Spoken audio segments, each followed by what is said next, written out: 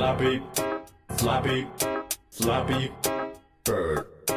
Flappy, Flappy, Flappy Bird. O tej gierce usłyszałem i nic o niej nie wiedziałem. Ja 2 razy nie myślałem i od razu ją pobrałem. Wszyscy w szkole już to grali, swe rekordy nabijali, a ja tutaj męczę się, bo to uzależnia mnie. Lecę w dół, lecę w górę, przywaliłem dziobem w rurę. O jak się denerwowałem, ale się nie podawałem. Gram na lekcji w toalecie, gram u kumpla na tablecie. O to uzależnia mnie, lecz to właśnie Flappy Bird. Bird, bird, bird, Flappy Bird. Bird, bird, bird, Flappy Bird. Wszystkie noce maniaczyłem, by wbić rekord się męczyłem. Z kumplami się zakładałem i zazwyczaj przegrywałem. Aż pewnego dnia na klopie myślę sobie, a po flopie. I posłuchaj, powiem ci, że nabiłem tam 103. Wtedy właśnie zrozumiałem, jeszcze więcej beta grałem. Rekord za rekordem leciał, chwaliłem się wszystkim, wiecie. Wszyscy na mnie się patrzyli, wiem, że oni zazdrościli. W końcu kto pochwali się swym rekordem 206.